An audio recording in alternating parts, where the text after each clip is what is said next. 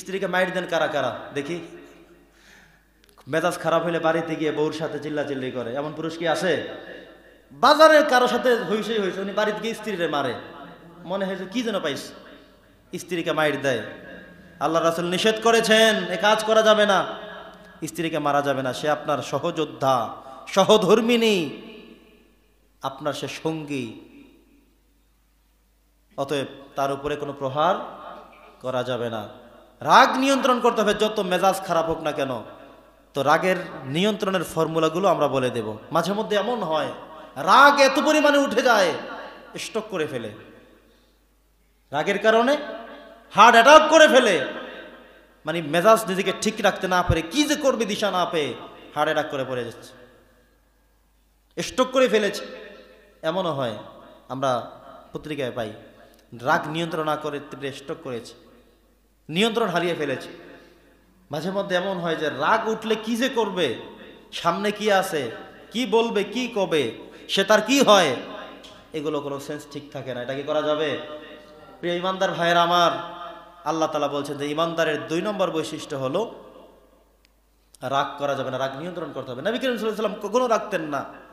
নবী যে সেজদায় গিয়েছেন, তার মাথার উপরে এটা উড়ি ভুড়ি গরুর, উটের নারী ভুড়ি দিয়ে দিয়েছেন। আমাদের কি কারো এমন কখনো হয়েছে?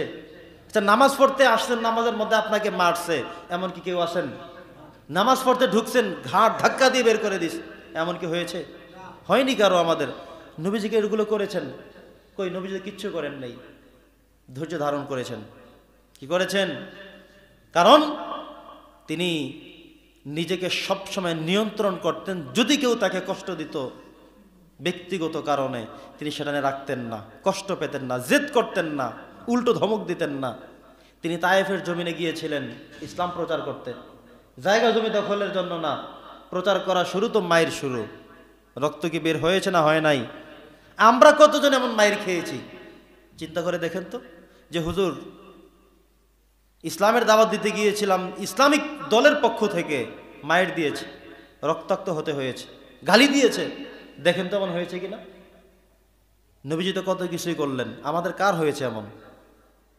নবীজিকে এত কিছু করার পরে তিনি কি উল্টা দিয়েছেন যে তাহলে আমিও দেব? বেটা আমাকে আজকে মারছো, কালকে আমি সাহাবে নিয়ে এসে তোমাদেরকে দেখিয়ে দেব। তিনি কি তেমন করেছেন? করেননি। তার মানে নবীজির রাগ কি অনেক বেশি ছিল নাকি ছিল না? কথা বলেন।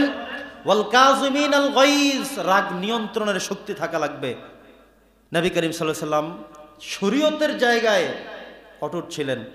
এক সাহাবী এসে বললেন যে ইয়া রাসূলুল্লাহ, অমুক ইমাম সাহেব এত বড় সূরা নামাজের মধ্যে পড়েন, আমরা নামাজে টিকতে পারি না, থাকতে পারি না, অসুস্থ মানুষ থাকে।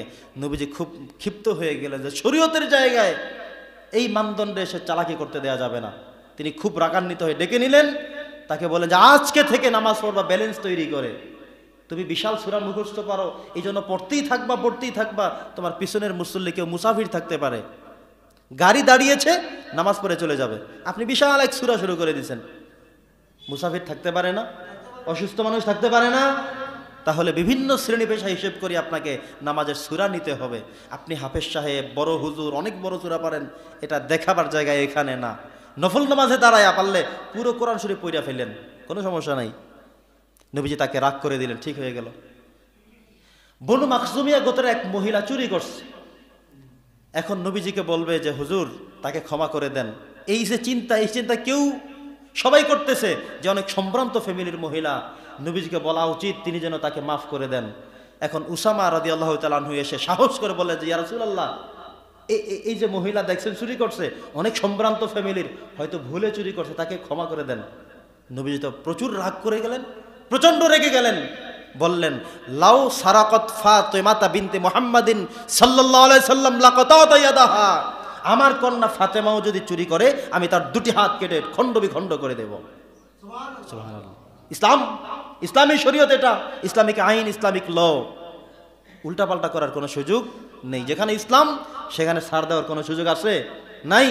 আমার মেয়ে চুরি করলে আমি তাকে ছেড়ে দিতাম না, আর সেই মেয়ে কোথাকার। ইসলাম কাউকে মার্সি করে না। বাংলাদেশে যদি, আমাদের এই রাষ্ট্রে যদি অন্তত একটা বিধান কায়েম করা যেত বা হতো, শুধু চুরির বিধান, যে চুরি যেইটাই করবে ওইটার হাত কেটে দিবে, সমাজে মানুষ দেখতো যে ওইটার হাত নাই, তার মানে এটা চুরি করছে, এটা চোর ছিল। কথা বোঝেন নাই? আর আল্লাহ বলছেন যে তখন অসংখ্য মানুষকে সামনে রেখে হাত কাটবে, ডান হাতের কবজি থেকে আস্তে কেটে ফেলে দিবে, তাইলে আর চুরি করবে না। এমন একটা বিচার যদি বাংলার জমিনে হতো কোরআনের আইন দিয়ে, তাহলে বাংলার জমিনে চুরি আর হতো না। কারণ জানতো যে চুরি করলে হাত কেটে দিবে, যতদিন বেঁচে থাকবো হাত ছাড়া চলতে হবে। সমাজের সব মানুষ দেখলে বলবে এটা চোর, হাত নাই। ঠিক কিনা বলেন? এটা হলো সঠিক। ইসলাম এটাই শিখিয়ে দিয়েছেন। সেই ইসলাম তো আমরা এখনো প্রতিষ্ঠা করতে পারি নাই। ইসলাম প্রতিষ্ঠিত হোক বাংলার জমিনে, এমন আশা কি আপনারা দেখেন? এমন স্বপ্ন কি আপনারা লালন করেন? কারা কারা করি দুহাত তুলে আল্লাহকে দেখেন, নারে তাকবীর, নারে তাকবীর। আল কোরআনের আলো, আল হাদিসের আলো। আল্লাহ তুমি কবুল করো। একটা বিধান যদি বাংলাদেশে কায়েম হয়ে যায়, দেখবেন যে বাংলাদেশের চিত্রটা পাল্টে যাবে। চুরি করবে হাত কেটে দিবে, সব সোজা হয়ে যাবে। আমরা তো কেমন চোর, বলে যে 10 কিলোমিটার রাস্তা একা খেয়ে ফেলছে। একজন মানুষ 10 কিলোমিটার রাস্তা কেমনে খায়? আপনারা কি বোঝেন নাই? ভাবার্থ বোঝেন তো? রাস্তা করতে দিচ্ছে 20 কিলোমিটার, 10 কিলোমিটার করে বলে আর নাই। কিছুদিন আগে আমাদের এই যে মহাসড়ক, বড় সড়ক, অনেক দিন পর্যন্ত আমরা কষ্ট করেছিলাম, বলে শেষ। এরপরে যখন মোটামুটি আটকানো হলো, এক লেভেল করে বলে শেষ। এরপরে আমরা দেখিছি এখন আবার মোটামুটি প্রায় ফিনিশ হয়ে গেছে। তাহলে এতদিন ছিল কোথায়? ঠিক কিনা বলেন? তার মানে কত শত কিলোমিটার রাস্তা এমন মানুষের পেটে যাচ্ছে। শুধু কি এখন, না আগেও কখনো হয়েছে এমন? সামনে এমন হোক, এটা কি আমরা চাই? রাস্তা কিলোমিটারের পর কিলোমিটার রাস্তা, চেয়ারম্যান সাহেব, মেম্বার সাহেব, এমপি সাহেব, ঠিকাদার সাহেব গিলে খেয়ে ফেলবে, এটা কি আমরা চাই? সেই বাংলাদেশ কি আর দেখতে চাই? আমরা ইসলামের বাংলাদেশ, কোরআনের রঙের বাংলাদেশ দেখতে চাই। সম্মানিত সুধী, সময় তো শেষ। 5টা আলোচনা করতে চেয়েছিলাম, তো আজকে ইনশাল্লাহ আমরা এতটুকুই থাকবে। পরবর্তী কোনো সময় ইনশাল্লাহ আমরা টেনে বাকিগুলো আলোচনা করব। আল্লাহ তাআলা যেন আমাদের সকলকে মুত্তাকিদের 5টা বৈশিষ্ট্যের মধ্যে আজকে আমরা মাত্র 2টা শুনলাম। এক হলো সর্বাবস্থায় আমরা দান করব, যখন যেমন থাকে। 2 নম্বর বৈশিষ্ট্য হলো ওয়াল কাযিমিনাল গাইজ, রাগ নিয়ন্ত্রণ করতে হবে। নবীজি রাগ নিয়ন্ত্রণ করতে প্রেসক্রিপশন দিয়েছেন, ট্রেনিং দিয়েছেন, শিখিয়েছেন। আল্লাহ তাআলা আমাদের সকলকে 2টা গুণ অর্জন করবার মতো তৌফিক দান করুন।